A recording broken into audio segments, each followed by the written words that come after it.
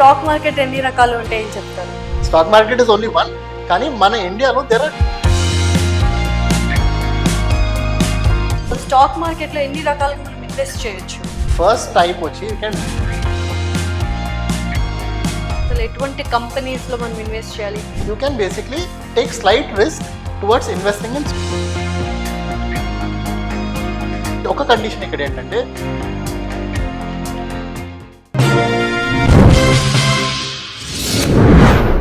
Hi hello నమస్తే, welcome to our channel. ప్రస్తుతం స్టూడియోలో మనతో పాటు ఉన్నారు స్టాక్ మార్కెట్ ఎక్స్పర్ట్ పూర్ణచంద్రారెడ్డి గారు. నమస్కారం అండి. హలో అండి. సో ఇప్పుడు కొన్ని గవర్నమెంట్ జాబ్స్ కావాలంటే కాంపిటేటివ్ ఎగ్జామ్స్ అండ్ కోర్సులు ఎలా ఉంటాయో, అండ్ డాక్టర్ అవ్వాలంటే మెడికల్ కోర్స్ ఎలా ఉంటుందో, అలాగే స్టాక్ మార్కెట్ లో ఎక్స్పర్ట్ అవ్వాలి, స్టాక్ మార్కెట్ లో నేను నా మార్క్ నేను ప్రూవ్ చేసుకోవాలంటే ఎటువంటి సర్టిఫికేషన్ కోర్సెస్ ఉన్నాయి, అసలు ఉన్నాయా? రైట్. సో చాలా మంది certification courses they ask because they want to either get a job or వాళ్ళకి ఉన్న నాలెడ్జ్ ని ఇంకా బెటర్ చేసుకోవాలి ఒక ప్రాపర్ స్ట్రక్చర్ లో అనే దానికి దే ఆర్ సర్టిఫికేషన్ కోర్సెస్ అన్నమాట. సో సర్టిఫికేషన్ కోర్సెస్ వచ్చేసరికి ఇండియా లెవెల్లో వీ హ్యావ్ టూ బాడీస్ అన్నమాట. So first body is NISM. Okay, NISM is under SEBI, securities exchange board of India, our regulator కింద NISM అనే certification course ఉంటుంది అనమాట. అందులో మనకి డిఫరెంట్ సర్టిఫికేషన్స్ ఉంటాయి. సో ఫీజు కూడా చాలా తక్కువ, 1500 నుంచి 3000 మధ్యలో ఉంటుంది.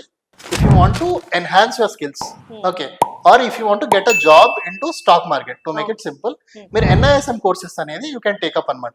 NISM మ్యూచువల్ ఫండ్స్ అని ఒక కేటగిరీ ఉంది, NISM ఈక్విటీ డెరివేటివ్ ఉంది, NISM ఫర్ బిగినర్స్ అని ఉంది. సో డిఫరెంట్ కేటగిరీస్ సర్టిఫికేషన్స్ మనకు ఆల్రెడీ ఉన్నాయి. సో మీరు ఒక్కొక్క లెవెల్ గా మీరు basically first level, second level, అందరూ కూడా లెవెల్స్ ఉన్నాయి. మీరు క్లియర్ చేసుకుంటూ వస్తే first thing you will get very good knowledge about the market. Secondly మీరు జాబ్స్కి అప్లై చేస్తుంటే ఈ సర్టిఫికేట్స్ అనేది డెఫినెట్ గా this is the minimum criteria to apply for any job in to stock market, mutual funds or insurance related. Okay, so stock market లో ఎన్ని రకాలుగా మనం ఇన్వెస్ట్ చేయొచ్చు? What are the different types of investments?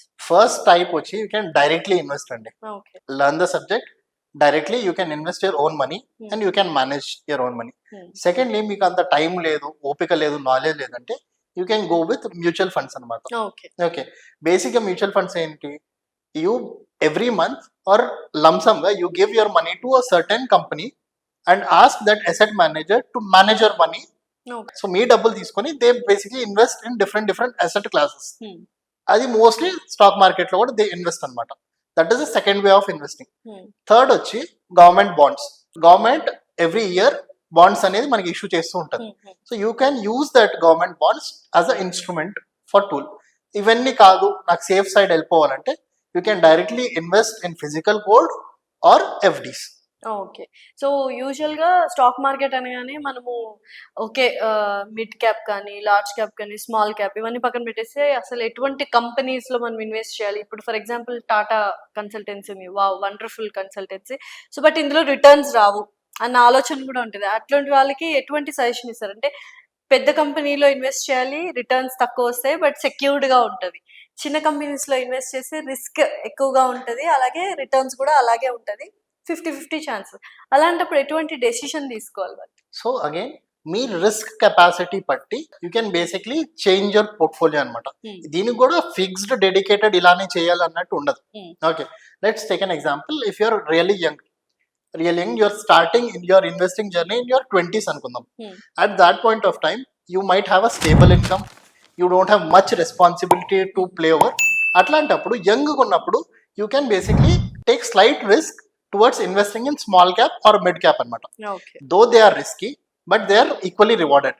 కానీ basically ఒక condition ఇక్కడ ఏంటంటే whenever you are investing in small caps and mid caps, make sure that you do a proper research of each and every company detail in depth ga chesi. If you feel confident, then when you are young, please invest in small cap and mid cap.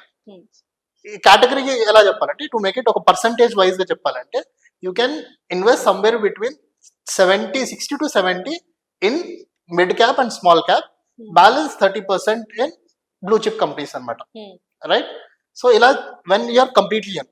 But reverse గా when you are in the retirement age, maybe మీరు ఒక 50s లో ఉన్నారు, 60s లో ఉన్నారు, that time you have a lot of responsibility first thing, followed by you also have very less, mostly people get retired, they either have pension or no income. అట్లాంటప్పుడు they basically they use their savings as investments. అట్లాంటప్పుడు it is highly recommended that 70% or more than 70% of your income should be invested in blue chip companies, top companies. అలా invest చేస్తే though the returns are very stagnant or slightly good, but it is risk అనేది చాలా తక్కువ ఉంటుంది. So situations but if you are young, please take risk. If you are slightly elder, I suggest not to take much risk. So what is the best age to invest in stock markets? So you can start as soon as you are 18 and so as soon as you have a bank account, you have a PAN card, you can basically start investing or start trading. But again, what I suggest is have a knowledge. I mean, when you are young enough, maybe you are 18 example, let's not consider people who are less than 18, more than 18 అని తీసుకుందాం, because they are people who can somewhere take their own decisions అని కదా. So 18 to 20 అనే age కేటగిరీలో మీరు ఉంటే, లేదంటే మీరు మిడ్ 20s 30s లో ఉన్నా కూడా it is good time to start. Main విషయం ఏంటంటే there is no good time to start అండి. When you are ready, that is the day that you have to start. అంతే. సో ఈ రోజు ఆ రోజు అని కాదు, ఈ రోజు మీకు అవగాహన వచ్చిందా, please start today itself. Okay. So usual గా స్టాక్ మార్కెట్ లో ఇన్వెస్ట్ చేయాలి అనుకున్నప్పుడు నాలెడ్జ్ గెయిన్ చేసుకొని స్టాక్ మార్కెట్ లో ఇన్వెస్ట్ చేయడం బెటరా, ఇలాగా స్టాక్ మార్కెట్ ఎక్స్పర్ట్స్ తో డైరెక్ట్ గా మాట్లాడి వాళ్ళతో ఇన్వెస్ట్ చేయించుకోవడం బెటర్? రైట్. ఇక్కడ కూడా నేను ఒక క్లాస్ చెప్తా. First thing what I suggest is please learn by your self and do it by your self. But at the back end please have somebody who can help you with their guidance and suggestions as a mentor. Firstly. Secondly, మీకు నేర్చుకునే ఓపిక లేదు, knowledge లేదు అన్నా కూడా you told ఒక expert దగ్గర we have to go and we have to take suggestions, that you can do. But అక్కడ కూడా కండిషన్ ఏంటంటే మీరు ఒక ఎక్స్పర్ట్ దగ్గర వెళ్ళినప్పుడు ఆ ఎక్స్పర్ట్ దగ్గర మీరు బేసిక్లీ అడిగే క్వశ్చన్స్ లో మీకు కూడా ఒక 10% నాలెడ్జ్ అన్న ఆ పర్టికులర్ ఇండస్ట్రీ గురించి ఉండాలి. అస్సలు నాలెడ్జ్ లేకుండా ఒకరి దగ్గర వెళ్తే వాళ్ళు ఏం చేస్తున్నారో మీకు తెలీదు, because you are basically giving your hard earned money to them. అట్లాంటప్పుడు it is your responsibility to learn at least 10 or 20% of the basic subject and go to him. So మీరు ఎక్స్పర్ట్ దగ్గర వెళ్ళినా, మీరు సొంతంగా చేయాలనుకున్నా కూడా the knowledge is must.